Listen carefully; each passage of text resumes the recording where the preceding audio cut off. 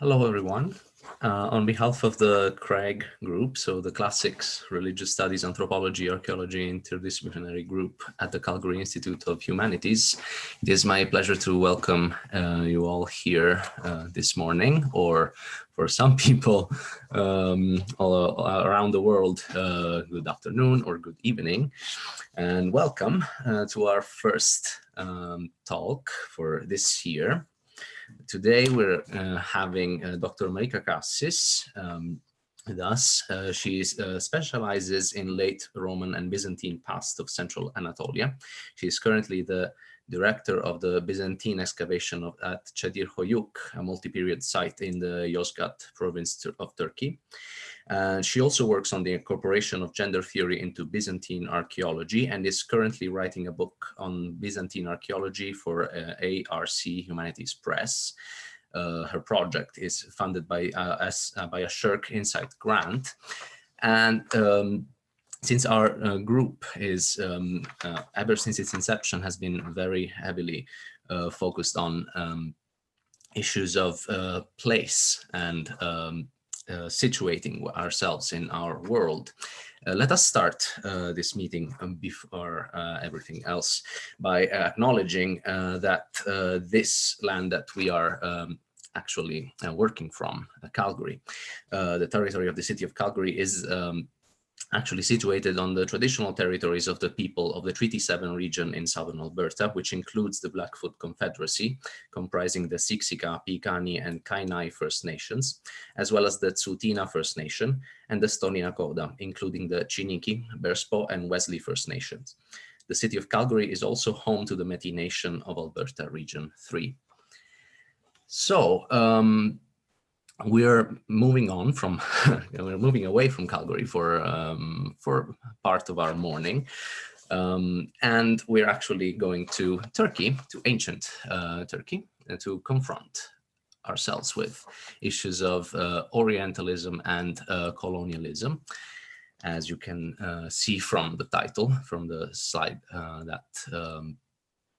that's up now, and that's, so if there's any problems with seeing, let us know, and we'll try to fix it. This is our first experience with this form of conferencing online.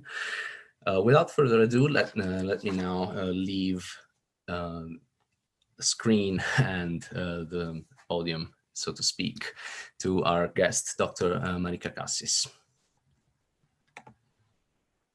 Good morning, everyone. I'm hoping everybody can hear me. These talks that are like talking into a void are always very odd. So I'm going to take you on a journey this morning about Orientalism and colonialism in Anatolia. I'd really like to thank the organizers from Craig for inviting me to talk about theory at 9 in the morning. You're all very brave. So I'm going to take you through some of the things that I'm working on right now. And I very much want to, before I start, say that this is a work in progress, and I very much would welcome any feedback and certainly any readings. People can point me in the direction of. All right. There we go. Okay, so traveling through the Anatolian hinterland, one constantly encounters the Byzantine past. The material culture is not just evident in major archaeological remains, such as castles, such as the kastron at Kerkenes. And there's an image here of the entire site of Kerkenes, and there's an image of one of the first explorers, a guy called von der Osten, who you're going to hear much more about this morning, standing looking off into the distance with the castle behind him. It's all very, very much in keeping with what went on at that time. But we also see the mundane remains of the past built into the present, columns reused in Muslim graveyards and in people's yards, and handfuls of coins found in fields. So the columns you see here are from a survey project up on the Black Sea coast of Turkey at a site called Jide. This is a Muslim graveyard at a site called Kalafat Mazarlık. And what you see here are, in fact, this was originally a Byzantine church into which a cemetery was built, and then the columns were used to mark graves. The modern Turkish world sits squarely on the Byzantine past, and the population encounters this legacy on a daily basis. Yet the narrative around Byzantine, and to some extent early Turkic or Seljuk Anatolia, is nowhere near as persuasive or as pervasive as the material culture.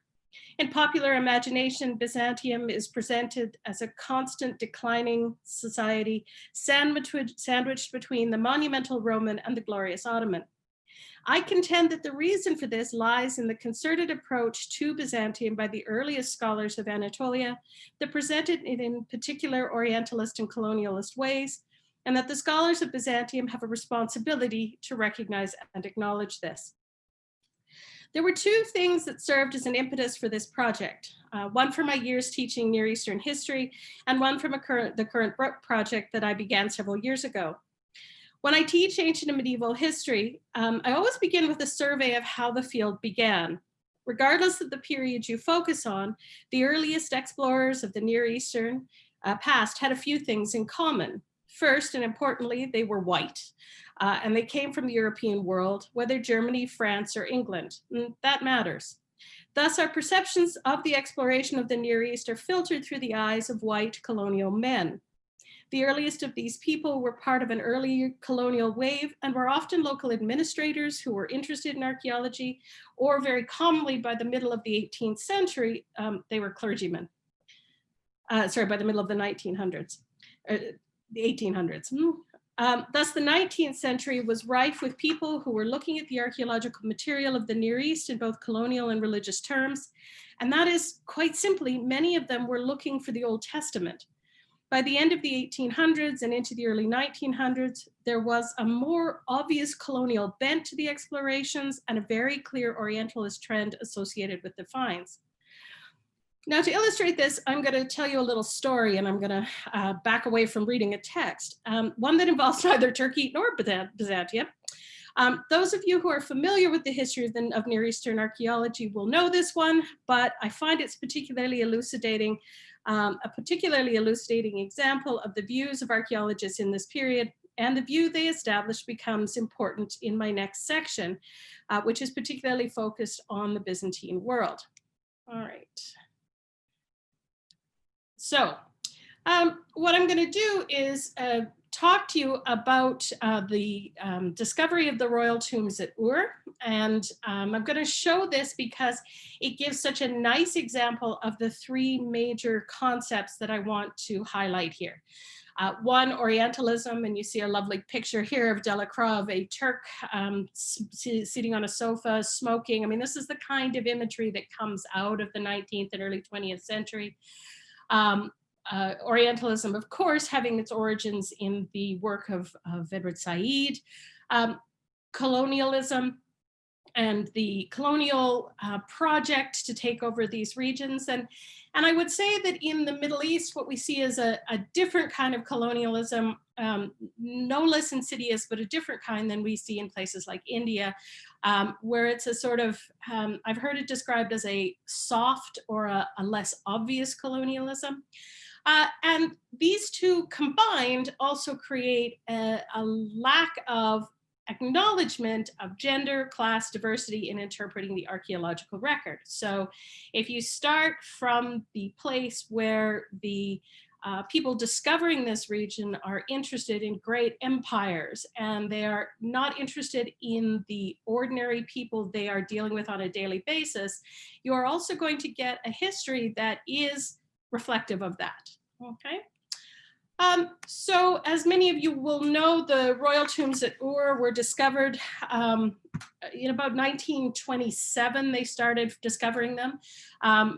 Leonard Woolley was the great old archaeologist who was excavating at the site of Ur in southern Iraq. And the royal tombs at Ur date to 2500 to 2350 BCE. So Woolley has to be situated, and this is where I want to go with this. Woolley was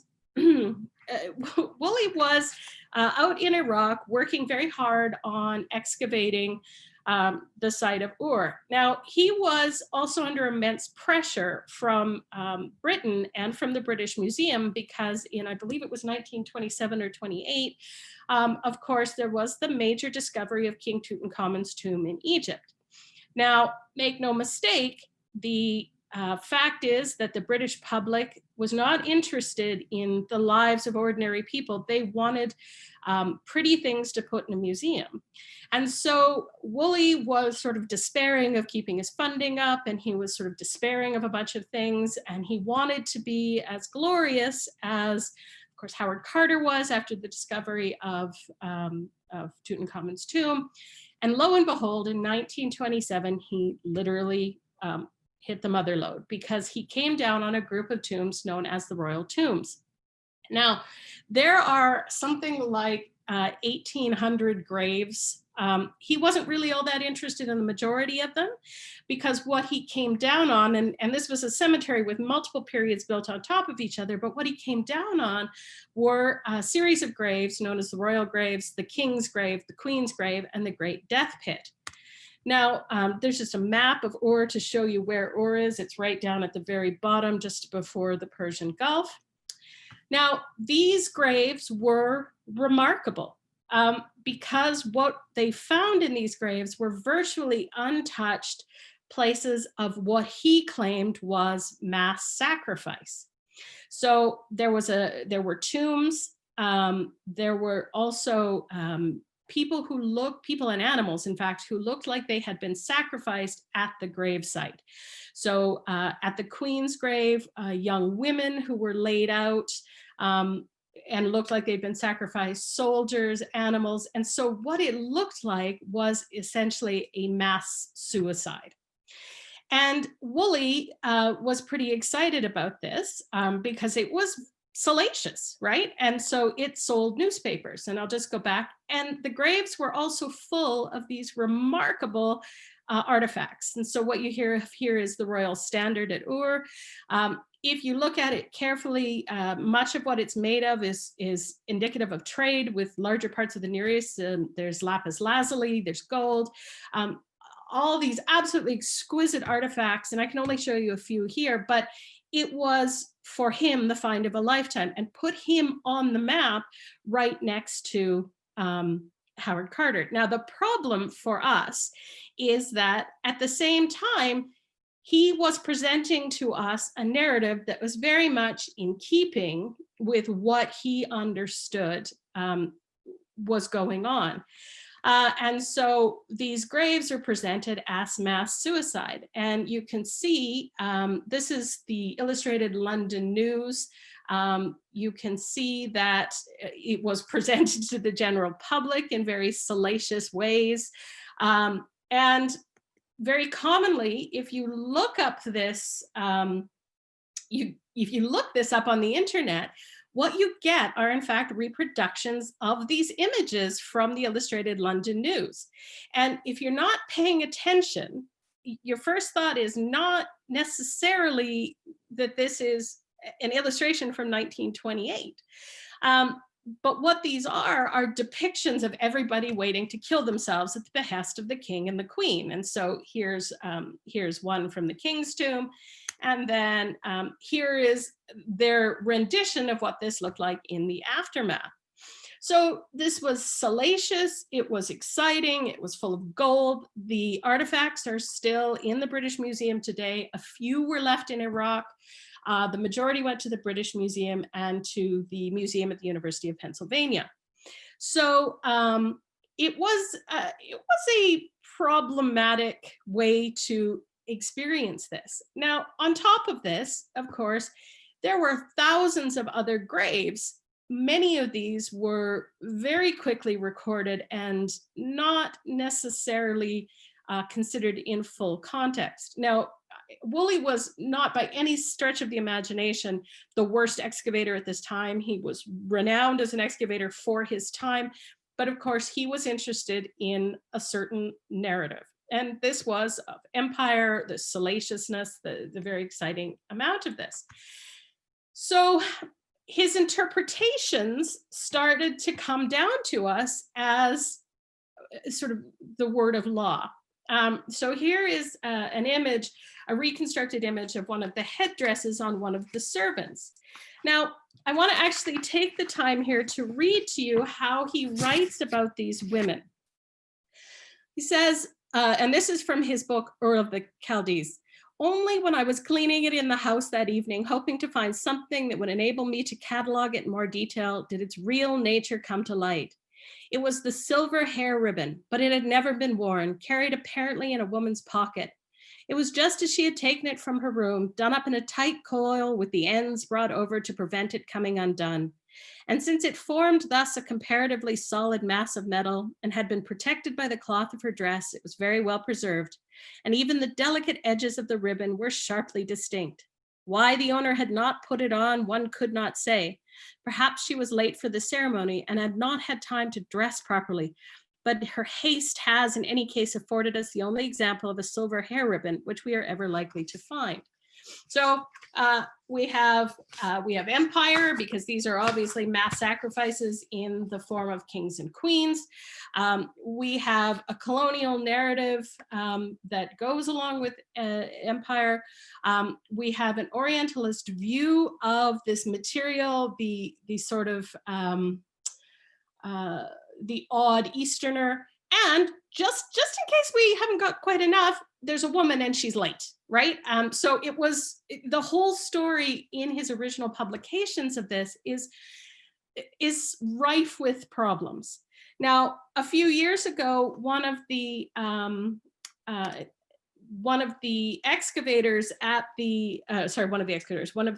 museum professors at the University of Pennsylvania found that a couple of the crushed skulls had actually been brought and stored in Pennsylvania, and they ran a bunch of tests on them. And in fact, what they discovered was something quite different from his narrative of mass suicide and empire. Most of the bodies that were there had in fact, were probably prisoners of war. Their heads had been bashed in and they were preserved. So Janet Monge has shown that the heads were, in her words, she describes their heads as preserved like hams. So these were enemies who had been ritually killed or killed in battle or killed in capture and then laid out with these kings and queens. So not nice, but not nearly as salacious as he presented. He also wanted to link this to the Bible. And so he found this artifact, which is a sheep standing next to a tree. And he immediately, and there's a long passage about this in his book, says, well, this is the forerunner to what we see in Genesis 22:13. "And Abraham lifted up his eyes and looked, and behold, behind him was a ram caught in a thicket by his horns. And Abraham went and took the ram and offered it up as a burnt offering instead of his son." Now, not to worry, this is neither a ram nor a thicket, but we're going to go with that, right? Because it fits into the narrative. It makes this relevant to the public. The problem is that many of these stories have come down to us as gospel. And so they continue to reconvene an Orientalist narrative about Near Eastern history that needs to be rectified. Right, and here you have a really great example of Leonard Woolley in his shorts and his socks, waiting while he's got hundreds of workmen digging. And you can see the stark difference. There's no more colonialist image than this archaeologist in his socks and shorts next to all of these local workers. And so we have to keep in mind that there's a whole bunch of things at play. Now, with the situation at Ur, of course, this has in a large part been rectified by very great archaeologists like Susan Pollock and Elizabeth Stone. But you can see where the problems start. And it's such a good example that I wanted to give this before I start talking about Byzantium.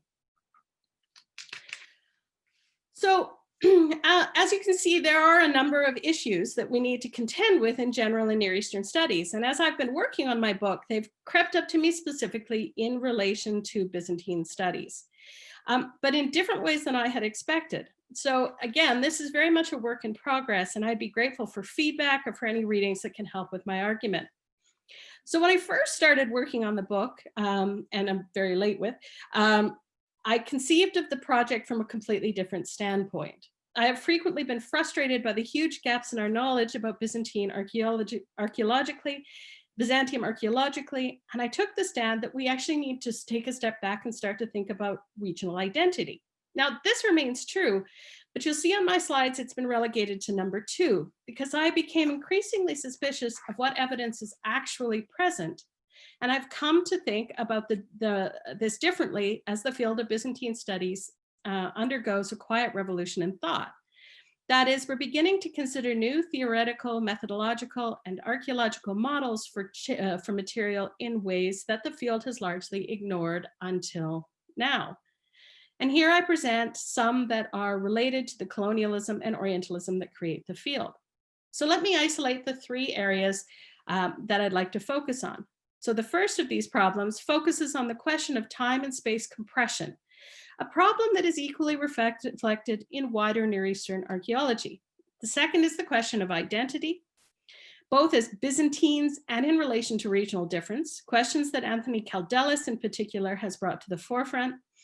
And by regional differences, we are referring here to both the geographical differences, but also to an urban-rural divide.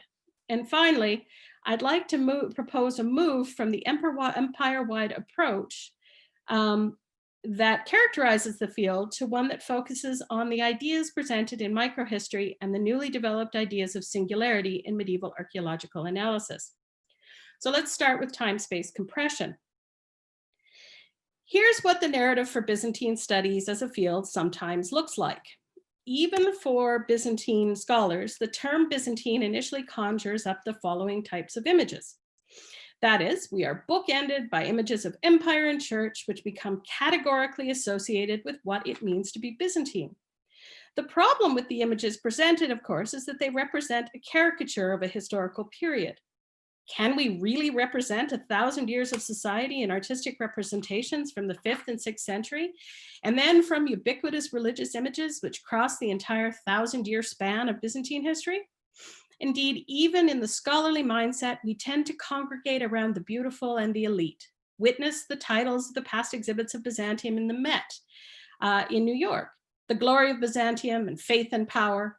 Now, don't get me wrong, I am well aware that the public is not going to flock to an exhibit on grotty nails, which seems to be my lot in life, but we do need to think about how the representation of the field in the public eye affects it more broadly. Otherwise, in the mindset of everyone, Byzantium becomes reduced to a very one-dimensional existence, replete with further problems.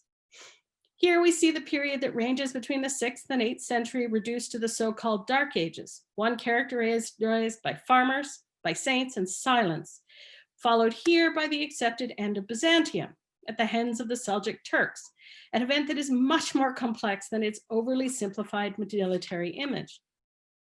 So what does the phrase compression of time and space mean? Although the term has been used in studies of the ancient and classical world, particularly in relation to new work on globalization, such as that of Pitts and Versulis, and more definitively to explain the history of the late Byzantine world and Ottoman world, it has, to my knowledge, not really been used to consider the construction of Byzantium as a concept and as a narrative. The concept of time-space compression has been written about most extensively by the historical geographer Barney Warf, and he argues that as the world becomes more closely linked together, spaces are perceived as smaller, life becomes faster, and the dominant players in a globalized context present time as they need it to be perceived. So that is, time reflects the needs and priorities of the dominant cultures. This is because the narrative of time and space is set by the powers that control economic and social factors. Warf points out that this speed is often driven by the economic elite and generally in the name of progress, in quotes. And here I quote him. There are many other forces that fold and distort time and space, including the extension of power relations over localities, various societies' attempts at colonizing new spaces, which reflect a variety of goals and priorities, the interests of states and merchants in expanding trade networks, religious proselytization, and the inadvertent readjustment and conceptual understanding of distance periodically introduced by the science and arts. Although this is a modern geographical concept, one meant to express real concerns about the speed which we currently live. It has important applications for understanding the past. I'd been thinking about Byzantium's image for a while because it really does reflect a quite obvious compression of time. But in the last year, I really realized that I was approaching the problem from the wrong end of the stick, as it were. Rather than simply thinking about the fact that it is there and accepting that it is present because of lack of information, we need to reopen the question and ask why Byzantium is presented the way it is. Because frankly, we have more information about the royal tombs at Ur than we do about Byzantine Anatolia. So why is that? Other fields with far less data than us have been able to present material in a much more nuanced way. Thus, 1,000 years of Byzantine history is talked about in very static terms. We overgeneralize categories like religion and law, largely because it is difficult to differentiate the subtleties for an undergraduate or public audience, but do not stop to think about some of the critical foundational problems in the field. The article that I sent to Monica really addresses this at its base level. The origins of the term Byzantium, as discussed by Caldelis, come from European scholarship in the 16th century as a practical term meant to designate things that came from Byzantian, which was the original term for Constantinople, now Istanbul. Why it has stuck has more to do with the history of European scholarship than anything to do with this culture. If we trace the presence of the term, it comes into full usage in the 18th and 19th century, largely corresponding to the growth of colonial contact with the Near East and the Balkans. Europeans at this point were looking at the so-called fall of Rome, following on Gibbon's approach to it, which was connected in popular thought to the internal degradation of the empire of the Romans. Okay, so think about this in terms of the Swords and Sandals movies. Much has been written about the interest newly colonial Europeans, particularly the British, French, and Germans, had in what happened to the glory of the past, as discussed earlier. But to their eyes, it sure wasn't what they found in Anatolia, even though the colonial project took them through what we think of as modern Turkey. Indeed, for European colonialists, Byzantium was simply the ruins of the Roman world. And the debased and complicated Oriental systems that they encountered in both the physical remains in archaeology and in the contemporary Ottoman world, much of which they saw as an even more problematic evolution of the Byzantine past. Moreover, these remains were in the physical realm of a colonial narrative. The Europeans debased the East while plundering it. And they also felt free to debase the story of the past. So as they stole statues from the glorious empires of Assyria and Babylonia and abused the populations in this region, they also publicly disregarded the histories that did not fit into their narrative of progress. Thus, Byzantines were relegated to the result of the decline of Rome, one that had become, and the terms I use here are really important, orientalized, othered, feminized. Byzantines are always talked about as effete and largely unable to change. The narrative then of an unchanging past meant that it became easy to dismiss huge amounts of time. It's in this context that Byzantine studies was born, and indeed it remains a problem. Quoting Halden, Jeffries, and Cormack in the Oxford Handbook to Byzantium, but even in 2008, Byzantium still appears frequently, especially in general histories and more popular literatures, as some sort of uniquely privileged survival, a haven of Orthodox spirituality, Roman law, and Oriental despotism, taken as a special case rather than in its natural Balkan and Anatolian contexts. So it's in these narratives that we see the continuation of the time-space compression begun under Orientalism. Early archaeologists in Anatolia represented the field that they found much more interesting than the debased material on top. And looking at any archaeological report from this period will illustrate this. So I've chosen as the example here the work of von der Osten, who you saw gazing into the distance a few minutes ago at Alashar, as the site of Alashar is closest to where we work at Çatalhöyük. And you can see Alashar and Çadır are sort of right in the center of the map. And the site really represents the same kind of rural environment that we work in, and also the continuity. They have continuous occupation from the prehistoric period right through to the medieval period. So while von der Osten published the material from this period, which which admittedly is better than some archaeologists who just threw it out, it all falls into one Roman Byzantine category and chapter in the final volume of the multi-volume set. So he gave it, 50 pages. Little attempt was made to differentiate periods beyond the obvious. And with this overarching category, we see a very obvious compression of time and space. A glance at the reports, as well as the correspondence between the Oriental Institute in Chicago and von der Osten, because the project was run by the Oriental Institute, reflects something more insidious going on than simple neglect. Von der Osten was obsessed with getting to the earlier material. He didn't care about the Romans or anything after it. He only wanted to get to the Iron Age and then the Hittites. And in doing so, we see a reflection of the wider colonial narrative of time, the capture of the great past and the negation of the more recent one. In this endeavor, the past is collapsed into pieces that are seen as important and unimportant. Witness, for example, the fact that the Roman Byzantine is collapsed into half a volume, not even that, with little differentiation of phasing. While this has been a problem historically in wider Near Eastern studies, most fields have rectified it to a greater and lesser extent through theoretical and methodological changes. This has not yet happened in Byzantine archaeology. So I pick on von der Osten's work here because I know it really well, but it is reflective of an overall trend in the early scholarship of Byzantium and Anatolia. Degraded material is deemed universally uninteresting, and consequently, Roman Byzantine became a catch-all phrase. Sometimes they throw in Islamic because the early Islamic stuff is not considered interesting either.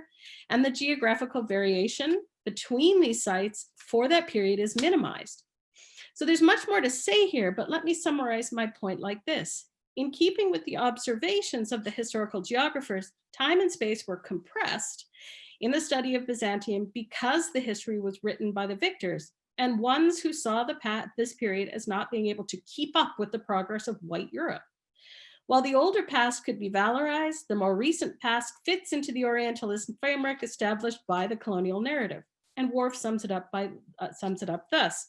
Orientalism framed the Western encounter with other cultures by discursively marginalizing non-European cultures, depriving them of the capacity for dynamism, a notion implicit in many conservative views of the world system even today. It was a period that was simplified and bookended with the grandeur of Rome and the rise of the Ottomans, who they didn't really like either. Even scholars who did try to nuance the art and architecture in this early period, like Gertrude Bell, left behind a picture of a world that could only be identified through reception of the past, not change and evolution. Early archaeology did not recognize any value in medieval settlements, and the material was hurriedly excavated and frankly, often just thrown out, leaving a gaping void in our knowledge that was a reflection of colonialist and orientalist priorities. Now, as an aside, and this has nothing to do with this, if you need further proof of Orientalism which affected his approaches, here are 3 more charming facts about our good friend H.H. von der Osten. First of all, he was obsessed with finding Hittite skulls in order to argue for the racial differences between ancient cultures and the superiority of the supposedly Aryan Hittites. The final volume has a rather charmingly named chapter, Cranial Types from Alashar-Hoyuk and their Relations to Other Racial Types, Ancient and Modern of Europe and Western Asia by Krogman. Von der Osten was also very excited by the decisions happening in Turkey, which had the new republic mimicking the German world. There's a long and interesting history here too. And finally, von der Osten's time in Turkey is full of other activities. He may or may not have been a spy. And there's a 10-year gap in his biography in which he may have been in prison in Turkey.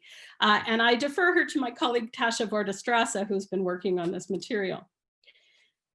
So then we turn to the question of identity. And here we're dealing with 2 types of identity issues. The larger question of who the Byzantines were and regional identity, neither of which has been taken up in Byzantine archaeology with any clarity. The 2 concepts are related, of course, but the trajectories are different. In the first instance, that is the question of overarching Byzantine identity. 2 scholars are standing out as fundamentally significant with new questions: Leonore Neville, who was here and talked on Friday, and Anthony Kaldelis. Both scholars are social and cultural historians and linguists, and both have talked extensively about the importance of reconsidering what it means to be Byzantine. The question has, of course, been taken up by others, John Haldon, Avril Cameron, and Judith Herron, among others, but Neville and Caldelis are pushing scholars to much more firmly to consider what the terms mean and who it identifies, because up to this point, even if we don't like the term Byzantine and what it represents, we shrug and carry on uncritically. So the result, as many of you know, is that there is often considerable confusion about how we use dates when we talk about Byzantium. What does early Byzantine mean if you are in Egypt or Jordan, as opposed to Anatolia? And what do we call the period in the majority of the Middle East after the arrival of Islam? Because the populations didn't just disappear. In Anatolia, this is quite complicated. In my own work, I've moved away from the term Byzantine as much as is humanly possible, unless a journal editor makes me use it. It's just not reflective of realities. There is no Byzantium in the sense of an identifier. As Caldelis has pointed out repeatedly, following on an initial point made by John Haldon, the period that we're referring to was, to all intents and purposes, a continuation of the Roman world. The people in this period saw themselves as Roman, they called themselves as Roman, the Muslims called them Romans, and the material culture reflects that reality until at least the middle of the 7th century in Anatolia. But even then, the people did not stop calling themselves Roman. The 7th and 8th century, rather nebulously called the Dark Ages until recently, really represents a shift to the medieval and to the rural. And this is really outlined again in that article I sent to Monica. Holding on to this mythical identity of Byzantine has negated our ability to find the 7th and the 8th centuries specifically, or to differentiate them from what comes after. So if we allow that this is not a thing, this so-called Byzantine society, then we can begin to discuss regional identity.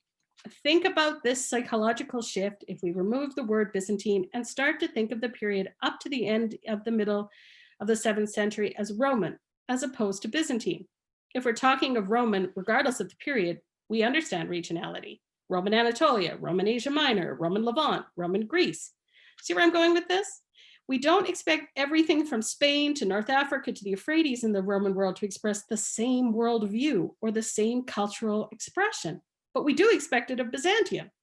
Even church architecture, the sacred cow of Byzantine studies, has regional variation.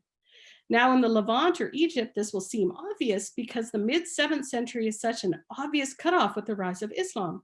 In Anatolia, though, everything just gets subsumed into Byzantine, which is really shorthand for Constantinople and empire. And there we are, back to our colonialism. Indeed, the 7th and 8th centuries are really important in Anatolia because it is the Byzantine settlements that we see variation from the ideal Byzantium discussed above, as well as the establishment of more regional identities as communities adapt to the rural economy and material practice, and as people adjusted to smaller communities and increased isolation. Excavations at sites like ours at Çatalhöyük, at Sagalassos, at Boğazköy, or Hattusha, along with regional surveys like that of the Ukaita project, illustrate continuous occupation and settlements characterized by local production and more vernacular architecture. The change is significant as it marks the move to a more rural and more local economy, one that would become further developed in the subsequent medieval period, increasing regional diversity. What is not clear, however, is that all these sites show the same Byzantine tendencies in this period. So here we turn to solutions. This is my last section. In order to get back to the basics of redistributing our knowledge of the Byzantine world, we can draw on two methodological fields which are closely related. The first of these is microhistory. And I spent 15 years in a history department, and this was a major gift that department gave to me because archaeologists don't always look at microhistories, certainly not in my field. So microhistory has been around in the field of history since the early 20th century and saw its height in the 70s and 80s with work specific to medieval history, like Zeeman Davis's The Return of Martin Guerre and Laurel Thatcher Ulrich's The Midwife's Tale.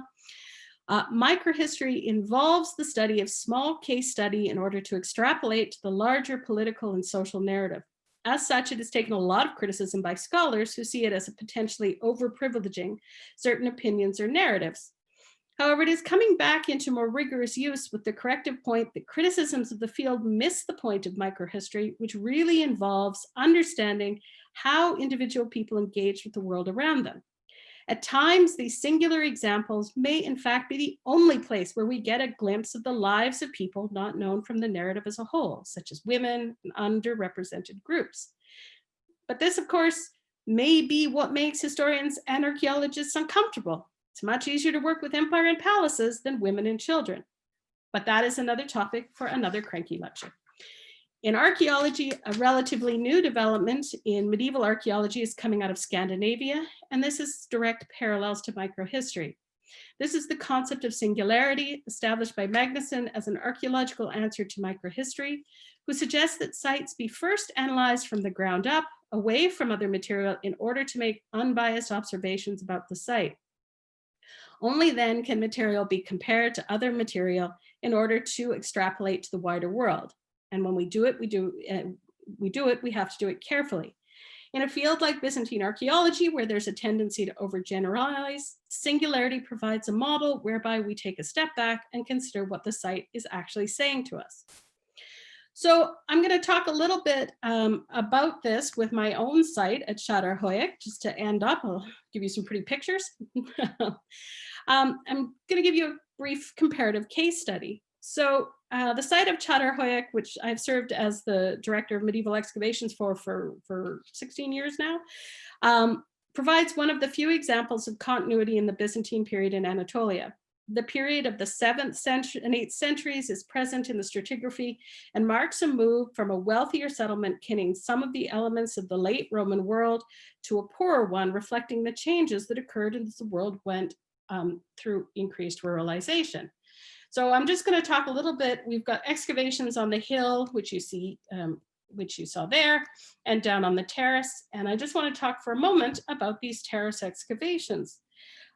Because what you see here looks like a bit of a mess, but what you actually have here is a Roman, followed by a late Roman, followed by a so-called Dark Age, followed by a medieval settlement.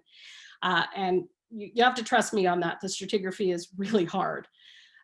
Here's an example of some of the late Roman wall painting. We know it was a nice settlement with good artifacts, strong, suggesting a community of some wealth, some very nice imported redware, some luxury objects. But once we get past this period, so into the 7th century, things start to change. And we start to see rebuildings on the earlier buildings. And we start to see much more rural sort of things. Here we have a courtyard which had storage jars in it. And what I want to show you here, this is perhaps not the most exciting image if you haven't excavated it, but where the measuring stick is, and that's why I've left it in here, is sitting on what was Roman level.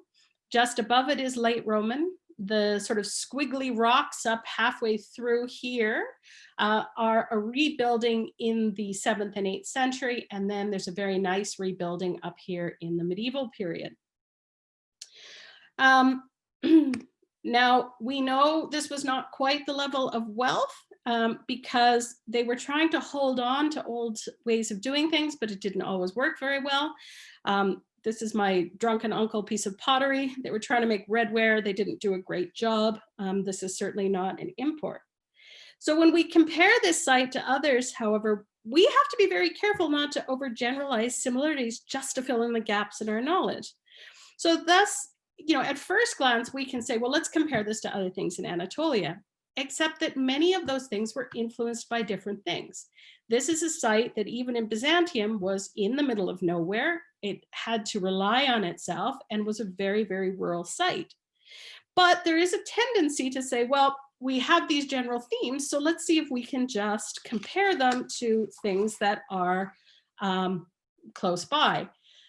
So one of the most common places to compare is the newly published survey results from Ukidah Avcat, which was done by Halden, Elton, and Newhart.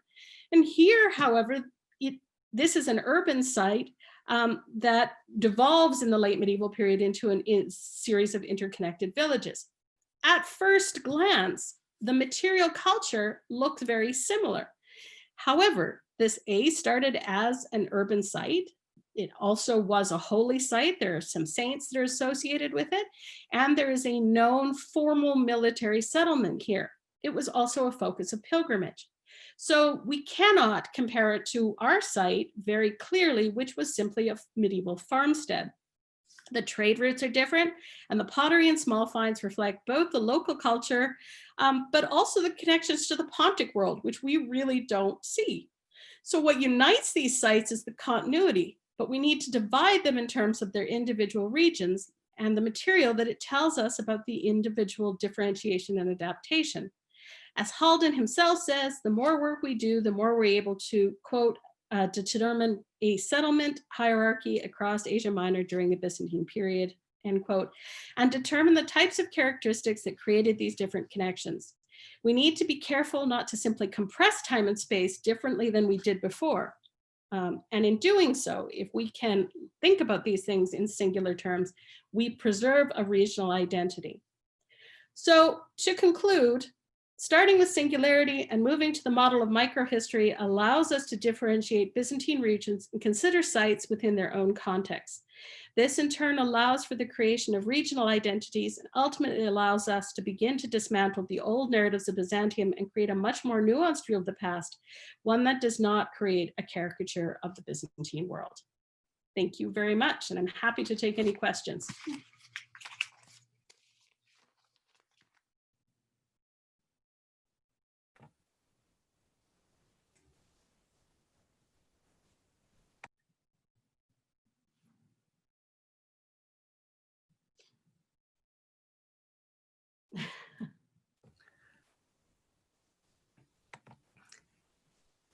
Okay.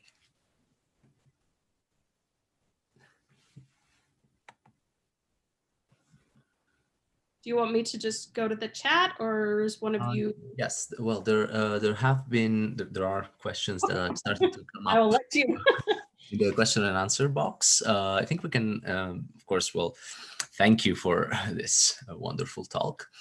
It's quite the span that you covered there in terms of history, but also going very specifically into, well, you basically just did what you promised. So you covered both aspects of like overarching great expanses of history, but also contextualizing and looking at the micro history of places and how to debunk, so to speak, the influences that may reveal themselves as, well, not so useful and actually really dangerous to work with. We have a first question that was actually coming in as you were speaking, was by Akash Srinivas, and I think this question is something that, if you can see it, it's something that you already touched upon, especially towards the end. And the question goes: the biases of previous researchers entrenched in the paradigms of their time, such as Orientalism and colonialism, are clear in hindsight. How do we, as researchers in the present, try and counter our own paradigmatic biases, or at least keep them in check during our reconstruction of the past? This is a great question. So, you know, so I would like to say they're clear in hindsight, but I don't always think they are, right? And I don't want to criticize my field, my general field of Near Eastern studies too much, but I will. I don't think we always see the Orientalism and colonialism for what it is. You know, we go into these fields because we're fascinated by the material, right? You know, we go into them and we think, well, I really want to study Byzantium, but we often accept as truth things that have come down to us. I mean, the stories I told you about the royal tombs at Ur were accepted till a very short time ago, right? They were all, you know, they all took poison and they all lay down and died. And so we accept these things. So it's clear, I think, to some of us, and I think it depends in some ways how you approach this, right?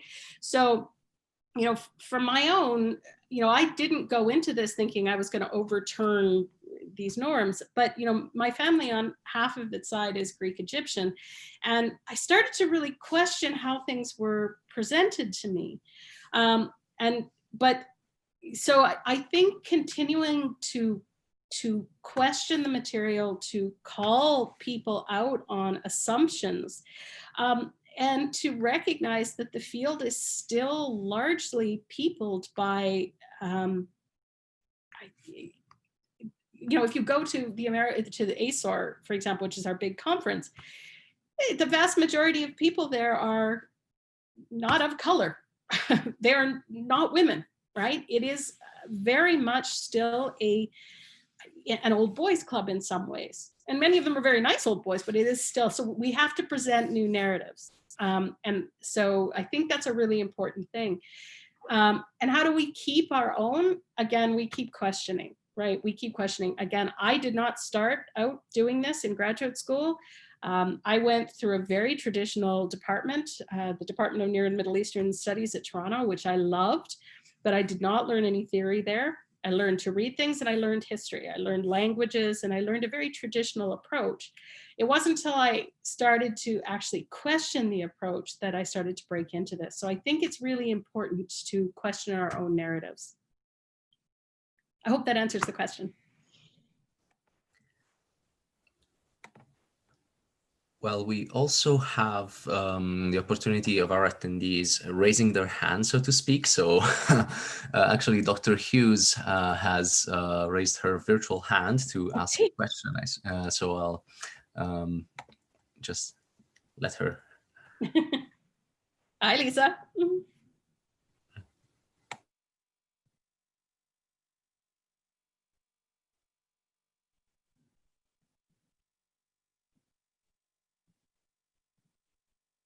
Are you there?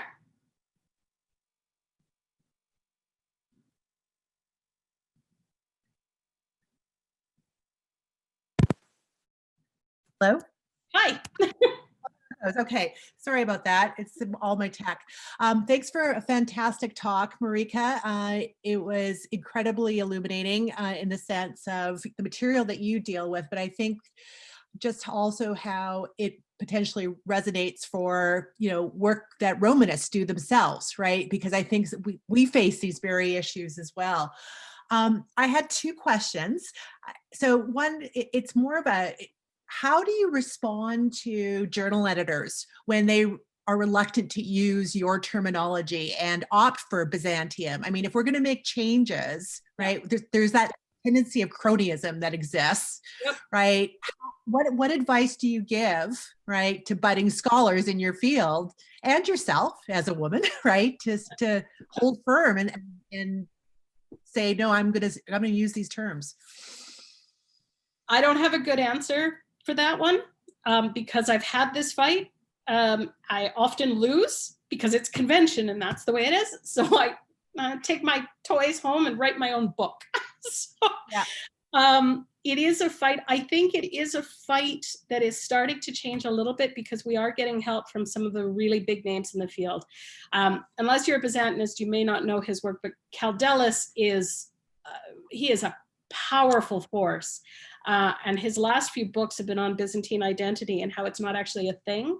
So I think we have the more of us who get involved with this, the more we start to make changes. And I think that's the thing, to be brave. Not everybody agrees with me. And as a woman, I'm sometimes, and of a certain age, I'm always like, well, why don't you agree with me? And I hate, but this is important for our field. And so I will ruffle feathers and I will argue with people about this, but I think it's critical mass, honestly, Lisa. Yeah, no, thank you. And I think it's just important to voice that whenever we can too. The second question I have is related to the pottery and in terms of the local productions that you're seeing. And this is just going to be a devil's advocate question, if I may. Please, you can have my pottery. Sorry. Yeah, no, but I think it raises an interesting point too. Of there's a little bit of a bias that also comes through when we deal with local production because. Yep. Right? Because even in your talk, what resonated was, oh, this is my drunken uncle. It's not as good, right? And it sort of, the fact that we're dealing with skilled production, right? Yeah. It may not be as long, there may not be as long of a tradition in the area, but the fact that they are producing, right? Yeah. Says something. And I think too, there is this little bit of a bias sometimes, even unconsciously, to still give privilege to the pretty pieces, right? And yeah. So, I mean, I joke about the drunken uncle because for us, and not time to get into all of this, but for us, we have small amounts of this very nice imported redware up until about the mid 7th century. And this is, of course, for anybody who does Roman pottery, this is a major dating tool, right?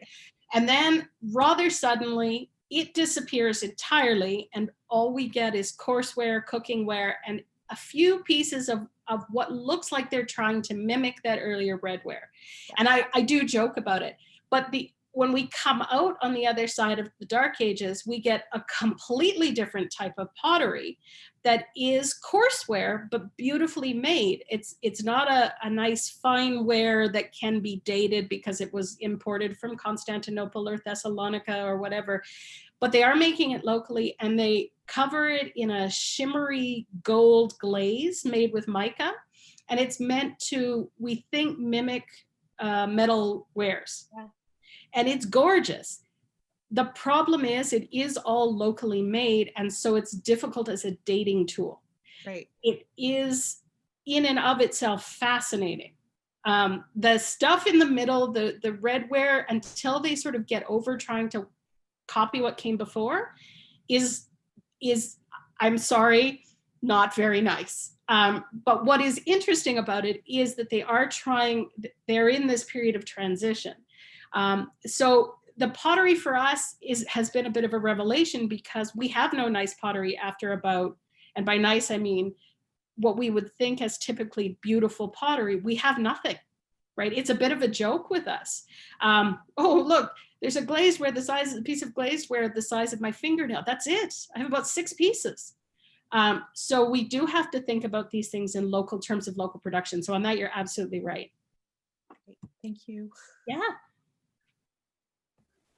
Okay, there are a few more questions in the Q&A box. I think we can look at those as well now. So we should start with the first one that shows up in my window here from Scott Coleman. So with reference to microhistory and its potential application to archaeological methods, how can we rectify the literary sources that are primarily elitist to social histories and archaeological evidence from rural sites such as Shadir Hoyuk?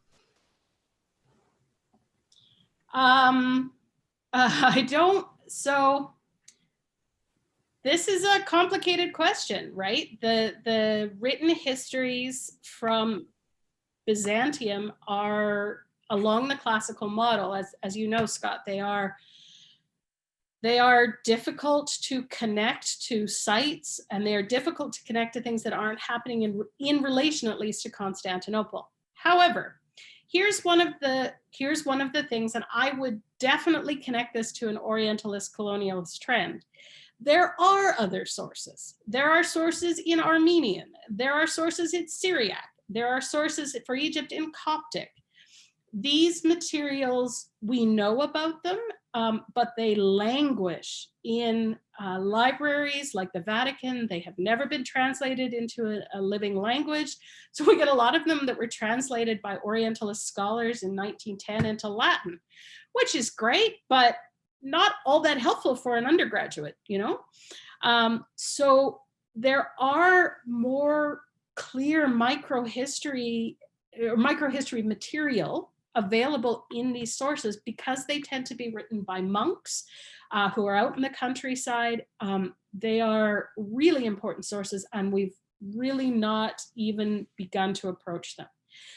So, for the later periods, for example, the Syriac Chronicle of Michael the Great is absolutely full of information about how they interacted with the Muslims on the borders between this, I think it's the 9th and the 12th centuries, between Turkey, what is today Turkey, and Iraq and Syria. A little earlier than that, the Chronicle of Zuknin is really significant. Again, these have recently been translated by my PhD supervisor, Amir Harak. Nobody ever looks at them. So I think that we have to break away from the idea that the only histories that are useful for understanding these periods are the ones written by Michael Sellis and Anna Komnena, who are imperial historians, right? And start to break through So that would be my answer to that.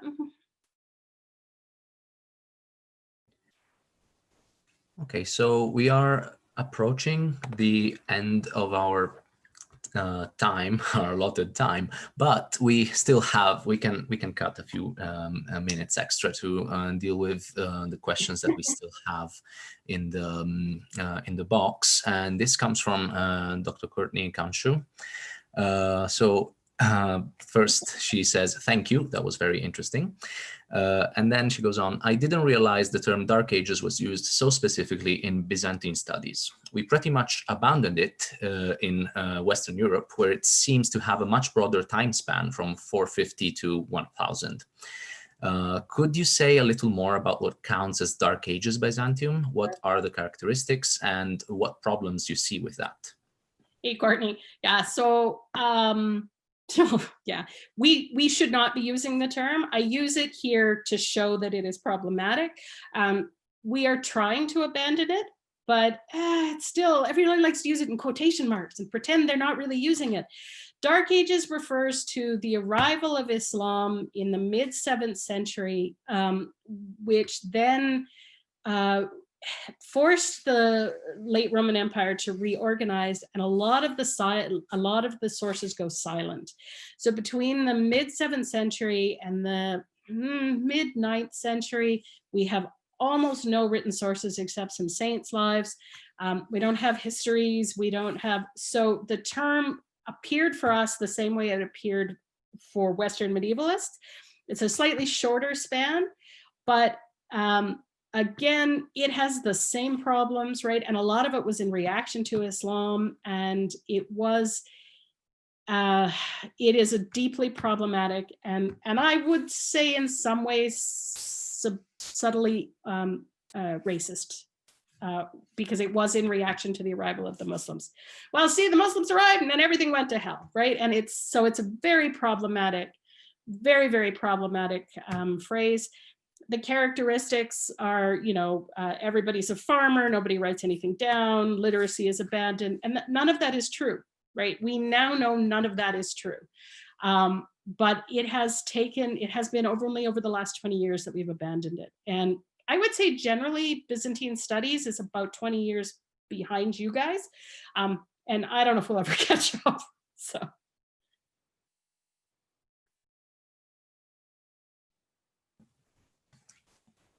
Well, there is one more question in this box here. So unless otherwise, unless other questions should come up, this would be our final for this meeting. So Caroline Kelly writes, would the ancient site at Göbekli Tepe be included in Byzantine study period? That's a great question. To be perfectly honest with you, Carolyn, I don't know what the excavations at Göbekli Tepe found in terms of the Byzantine period. That site is obviously much, much earlier. I would be deeply surprised if there wasn't a pretty substantial Byzantine layer on top of it. And I can certainly look into it, but offhand, I don't know what their Byzantine levels look like. And this remains, but it's a good example, this remains one of the problems. You get a great prehistoric or Bronze Age find, and then anything that was on top of that is sort of ignored. And I suspect it was probably a small rural village out there, much like most of Anatolia. Will they ever publish it? I don't, these are good questions. So it probably had some Byzantine, but I'd have to go and check.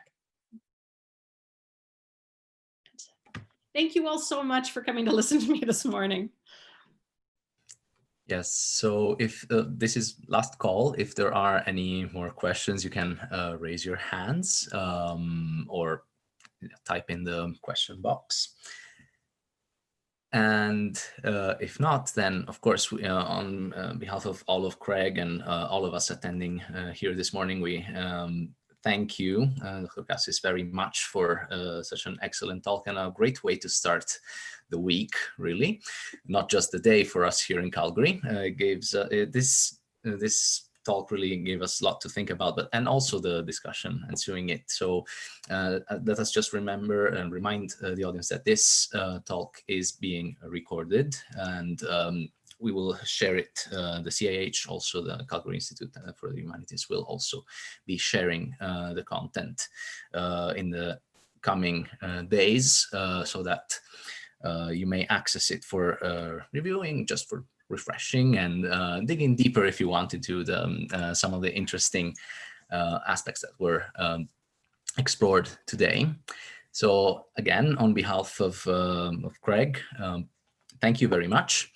And we do hope to see all of you next time. We have a talk that's being currently planned for the 19th of November with Dr. Ricardo Bertolazzi, former PhD student of the Department of Classics and Religion, now here in Calgary, and now he is, after a postdoc in Toronto, back in Italy working at the University of Verona. His talk will be centered on Latin epigraphy, and so invitations and publicity and advertising for this event will be posted soon if you're interested in joining our activities, and more events will be planned. So we invite you to stay tuned, so to speak, for our news. Thank you all for coming, and thank you again to our wonderful guest speaker and incredibly energetic department head as well. Okay, so thank you all so much, and I will now close this session. Thank you all for participating. thank you.